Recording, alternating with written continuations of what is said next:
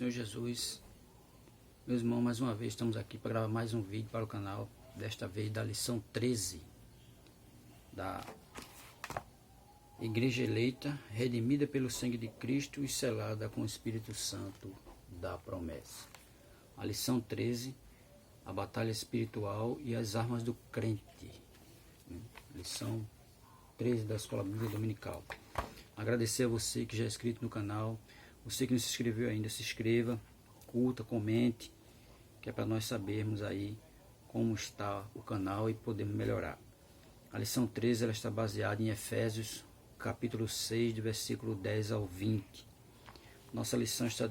O objetivo geral da nossa lição é mostrar que o uso da armadura de Deus assegura a vitória no campo da batalha espiritual. Os objetivos específicos da nossa lição: demonstrar qual deve ser o preparo espiritual do crente para a batalha. Segundo, apresentar o campo da batalha espiritual. E terceiro, saber quais são as armas espirituais indispensáveis ao crente. Nossa lição está dividida em 3 pontos. O primeiro ponto, o preparo espiritual do crente para a batalha, com 2 subpontos. O primeiro subponto, fortalecido no poder do Senhor. O segundo, vigilantes em toda a oração e súplica. O segundo, conhecendo o campo da batalha espiritual, dividido em 3 subpontos. Com o primeiro, as astutas ciladas do diabo. O segundo subponto, o conflito entre o reino das trevas. O conflito contra o reino das trevas. O terceiro, as exigências das potestades do ar. As agências das potestades do ar. No terceiro ponto, as armas espirituais indispensáveis ao crente, com 3 subpontos. Primeiro, subponto, a armadura completa de Deus. Segundo, as armas dispensáveis de defesa. E no terceiro, é imprescindível a arma ofensiva. E temos aqui, no final da nossa lição, a conclusão e um gráfico com a armadura de Deus para nós. A nossa leitura é Efésios 6, do 10 ao 20, que diz assim: No demais, irmãos meus, fortalecei-vos no Senhor e na força do seu poder. Revesti-vos de toda a armadura de Deus, para que possais estar firmes contra as astutas ciladas do diabo. Porque não temos que lutar contra carne e sangue, mas sim contra os principados, contra as potestades, contra os príncipes das trevas deste século, contra as hostes espirituais da maldade nos lugares celestiais. Portanto, tomai toda a armadura de Deus, para que possais resistir no dia mau, e havendo feito tudo, ficar firmes. Estais, pois, firmes, tendo cingido os vossos lombos com a verdade, e vestido a couraça da justiça, e calçado os pés da preparação do evangelho da paz, tomando sobretudo o escudo da fé, com o qual podereis apagar todos os dardos inflamados do maligno. Tomai também o capacete da salvação, e a espada do Espírito, que é a palavra de Deus, orando em todo o tempo, com toda oração e súplica no Espírito, e vigiando nisso, com toda perseverança e súplica, por todos os santos. E por mim, para que me seja dada no abrir da minha boca a palavra com confiança, para fazer notório o ministério do Evangelho, pelo qual sou embaixador em cadeias, para que possa falar dele livremente, como me convém falar. Nosso texto áureo: revesti-vos de toda a armadura de Deus, para que possais estar firmes contra as astutas ciladas do diabo. Efésios, capítulo 6, versículo 11. A nossa verdade prática ela vai dizer: o uso da armadura de Deus assegura a vitória do crente no campo da batalha espiritual. A nossa leitura diária, segunda-feira, Efésios 6 e 11. Todo cristão diariamente enfrenta uma batalha espiritual. Na terça-feira, Lucas 21 e 36. Não é possível entrar em combate sem a cobertura da oração, sem cobertura da oração. Na quarta, Salmo 124 e 7, o escape do crente nas astutas ciladas do inimigo. Na quinta, Efésios 6 e 13, para vencer no campo da batalha espiritual, é necessário vestir-se da armadura de Deus. Na sexta-feira, Mateus capítulo 4, do 1 ao 10, usando a palavra de Deus para resistir às ciladas do diabo. E no sábado, Efésios capítulo 1, versículo 19. A vitória da Igreja de Cristo está garantida pela grandeza do poder de Deus.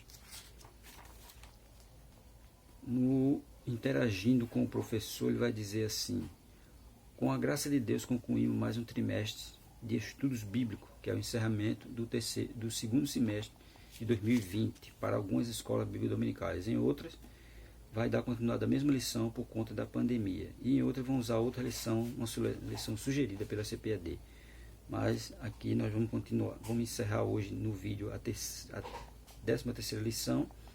E em outra oportunidade iremos falar sobre uma lição, com certeza eu acho, de Efésios, que foi feita pelo nosso pastor daqui da nossa igreja, pastor Altair Germano, e dá um estudo muito bom, já que a nossa escola dominical vai continuar com a lição de Efésios, mas como já nós tivemos vários vídeos sobre a lição, não vamos fazer mais sobre ele, vamos fazer sobre outro, sobre o livro de Atos dos Apóstolos. E que ele vai dizer: com a graça de Deus, concluímos mais um trimestre de estudos bíblicos. Estudamos a carta aos Efésios e temos a certeza de que vocês, seus alunos, foram ricamente abençoados com todo o conteúdo estudado. O tema geral da carta aos Efésios é Cristo e a sua igreja, e Paulo reserva o último capítulo para tratar a respeito da guerra espiritual que todos os crentes em Jesus Cristo enfrentam, Efésios 6, do 10 ao 20. Quanto ao assunto batalha espiritual, infelizmente alguns subestimam por completo os ataques do inimigo e suas ciladas. Já outros enaltecem o poder do inimigo e se esquecem de que Cristo já o derrotou na cruz do Calvário e que nos deu poder contra as serpentes e escorpiões, Lucas capítulo 10, versículo 19. Assim como os anjos estão a serviço de Deus e do seu povo, os demônios servem a Satanás, o seu chefe, cuja missão neste mundo é matar, roubar e destruir, João 10 e 10. Mas nunca podemos nos esquecer de que maior é o que está conosco, Jesus Cristo. Na introdução da nossa lição, ele vai dizer aí: ao finalizar a Epístola aos Efésios, o apóstolo convoca a igreja para lutar e resistir aos inevitáveis conflitos contra as forças espirituais da maldade. Veja, inevitáveis conflitos, porque sempre vai haver conflito entre o crente e as hostes, né, da maldade. Então, ele fala que é inevitável esse conflito, sempre vai ter. Nessa batalha, a fim de suportar os ataques e se manter firme na marcha contra o mal, os soldados de Cristo precisam revestir-se de toda a armadura de Deus. É o que veremos nesta presente lição. Paulo aqui usa o exemplo da armadura do soldado romano, né, para ilustrar a armadura de Deus. E é o que ele usou, porque é o que existia na época. Então ele usou a armadura como símbolo, porque o crente ele tem que estar preparado para tudo aquilo que vai vir sobre ele. Ele tem que estar revestido do poder de Deus. E isso é que ele vai falar a respeito da armadura de Deus para a batalha espiritual. No primeiro ponto ele fala o preparo espiritual do crente para a batalha. Primeiro subponto, fortalecível no poder do Senhor. A expressão na forma passiva, fortalecível no Senhor, Efésios 6 e 10, a parte A, indica que não temos poder em nós mesmos. Indica que não temos poder em nós mesmos. Nós não temos poder. Esse excelso poder nos é conferido pela comunhão com Deus em Cristo, por meio do Espírito Santo. Evangelho de João, capítulo 15, e o versículo 7. João 15 e 7. Que diz assim: se vós estiverdes em mim, e as minhas palavras estiverem em vós, pedirei tudo o que quiser e vos será feito. 1 João 1 e 3. Que diz assim: o que vimos e ouvimos, 1 João, capítulo 1, versículo 3. O que vimos e ouvimos, isto vos anunciamos, para que também tenhais comunhão conosco. E a nossa comunhão é com o Pai e com seu Filho Jesus Cristo. Tá? Indica que temos poder, não tem poder nós mesmos. E esse excelso poder só é conferido pela comunhão com Deus. Por isso, precisamos estar fortalecidos por meio da renovação da mente, Efésios 4, 23. A renovação da mente, da vida em santidade, Efésios 4, 24. E ser cheio do Espírito, Efésios 5, 18. A vitória não pode ser alcançada por outro meio. Conhecer as Escrituras sem a devida obediência e frequentar os cultos, sem a genuína conversão, não são suficientes. Não é suficiente. Então não adianta ir para a igreja, mas não entender nada da palavra e não ter obediência a ela, e nem ter comunhão com Deus, então não vale de nada. Não obstante, o poder de Deus está disponível aos fiéis para pisar serpentes e escorpiões e toda a força do inimigo, Lucas 10, 19. Veja que o poder dele está à disposição de todos. Todos está à disposição o poder de Cristo. Só depende do crente.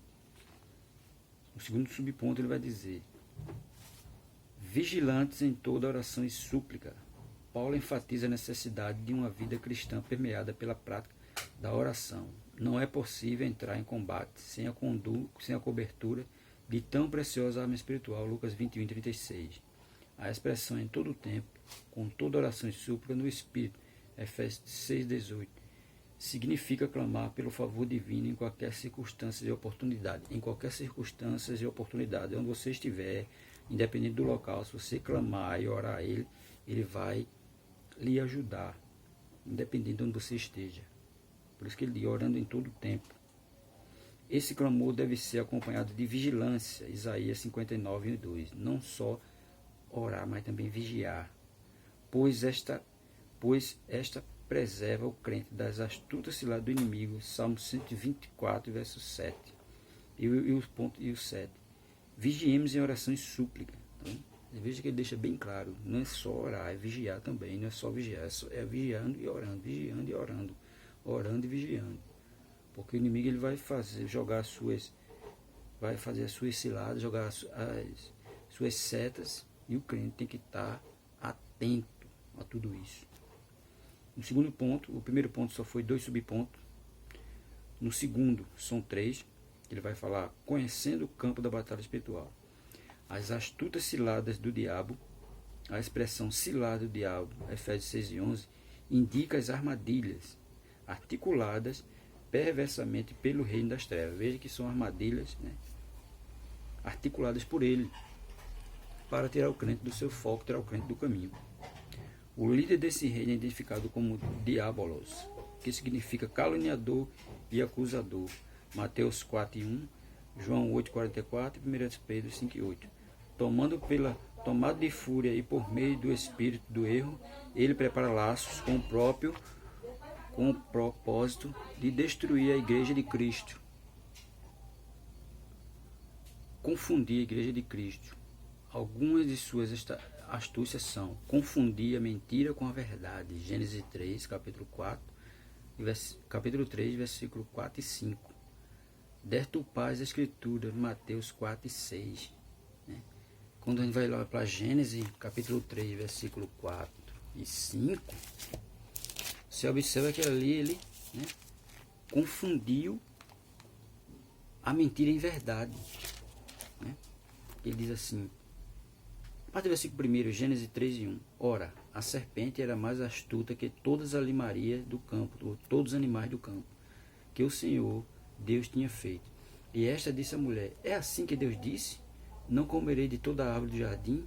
E disse a mulher à serpente, do fruto das árvores do jardim comeremos, mas do fruto da árvore que está no meio do jardim, disse Deus, não comerei dele, nem nele tocarei, para que não morrais. Então a serpente disse à mulher, certamente não morrereis, porque Deus sabe que no dia em que dele comerdes, se abrirão vossos olhos e sereis como Deus, sabendo o bem e o mal. Veja que ele confundiu, né, a mentira com a verdade. Né? Veja bem aí que ele disseram que quando eles comessem daquele fruto, eles seriam igual a Deus. Né? Porque Deus sabe que no dia que eles comerei, se abrirão vossos olhos e sereis como Deus. Né? Veja, ele confundiu.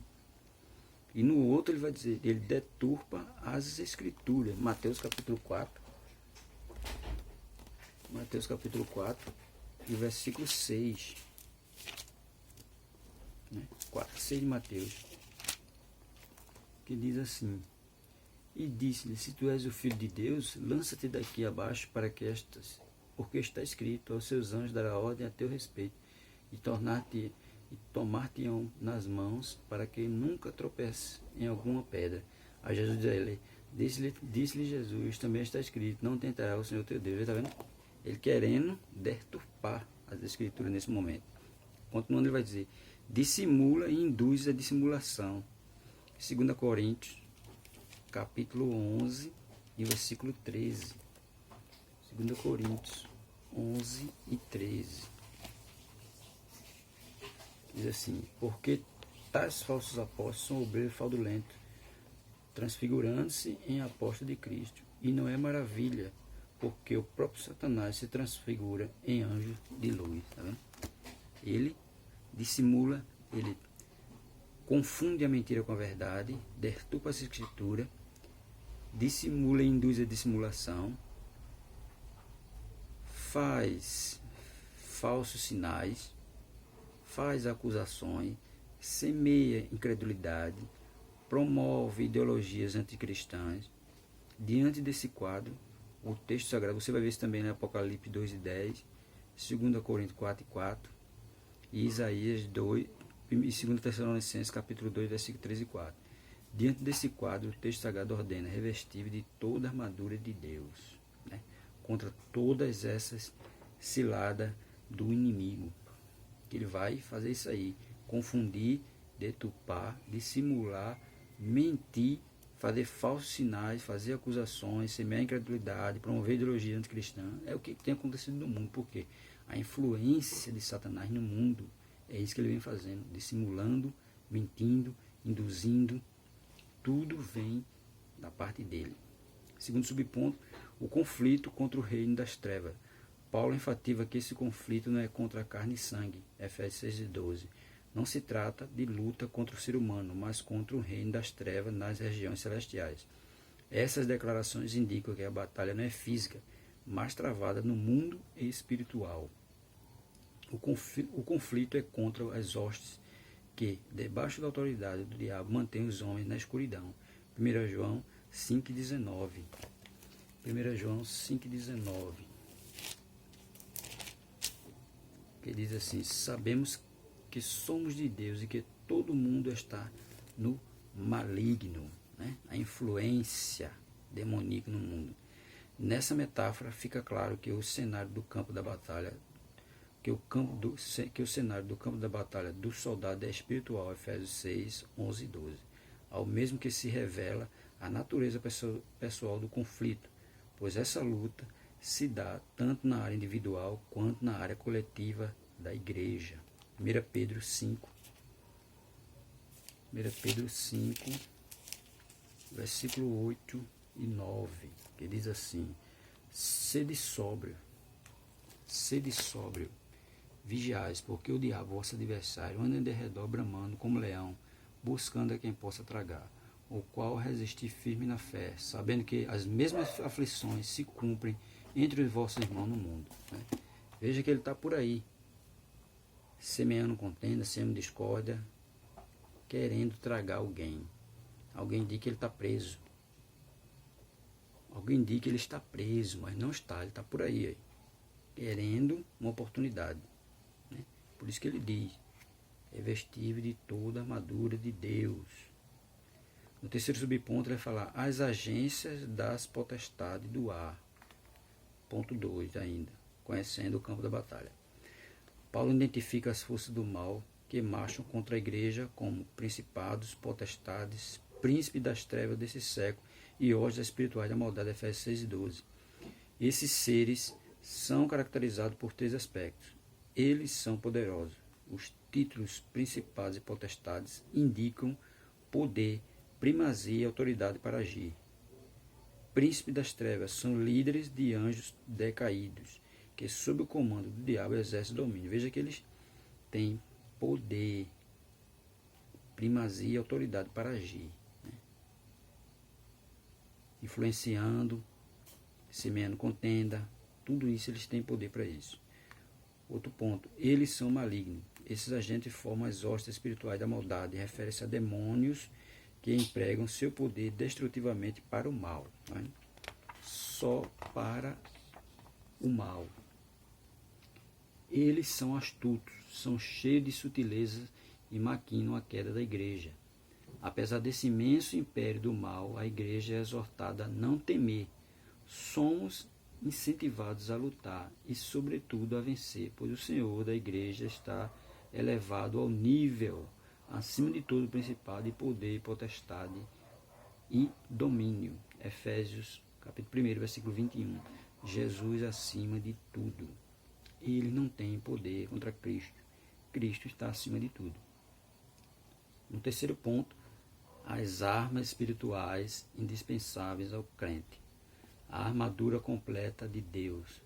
A imagem que o apóstolo Paulo usa é de uma linguagem retirada do contexto militar romano. Tá vendo? Do contexto militar romano. A expressão toda armadura traduz o termo grego panóplia, que significa a armadura completa de um soldado fortemente armado. Efésios 6, versículo 11 e 13. Na carta, a orientação não é para usar armas próprias, mas tomar o equipamento dado por Deus, resistir bravamente e marchar contra as potestades do ar. As armas disponíveis por Deus, o equipamento que Deus disponibilizou para o crente. As armas espíritas, a armadura de Deus, palavra, oração, né? E tudo aquilo que Ele disponibiliza para nós. As armas dispensáveis de defesa.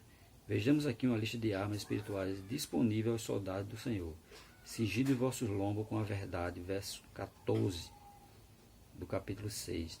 Retrata a peça usada para dar mobilidade ao soldado no combate. Nesse sentido, faz referência à verdade da doutrina de Cristo e à integridade do soldado. 2 Coríntios 13 e 8. As verdades que Cristo deixou para nós através da Bíblia. Vestida a couraça da justiça, Efésios 6 e 14. Trata-se de uma malha impermeável, impenetrável, de proteção aos órgãos vitais. Refere-se à justiça de Cristo e à retidão do soldado no campo de batalha, Romanos 5 e 1 e 2 Coríntios 6 e 7. Romanos 5, que diz assim: sendo justificado pela fé, temos paz com Deus por nosso Senhor Jesus Cristo. Romanos 5 e 1. E 2 Coríntios 6 e 7.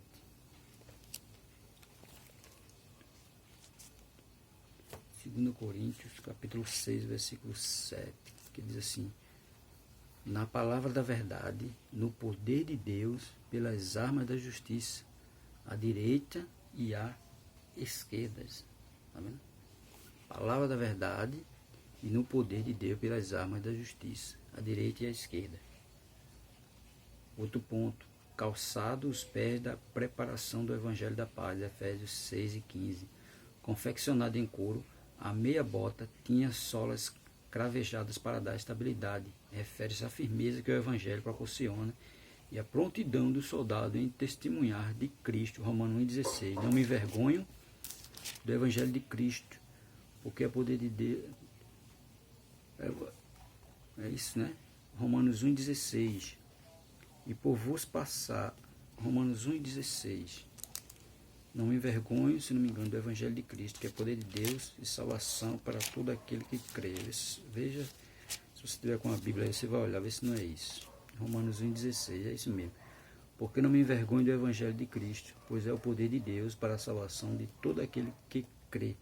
Primeiro do judeu e também do grego. Tá vendo? Poder do Evangelho. Tomando sobretudo o escudo da fé, Efésios 6,16. Longo, retangular, feito de madeira e couro, o escudo protege o corpo inteiro dos dados incendiários. Refere-se à fé inabalável em Deus, que detém a eficácia das calúnias, dúvidas e rebeliões disparadas pelo diabo. Provérbio 30 e o versículo 5. Provérbio 30 e o versículo 30.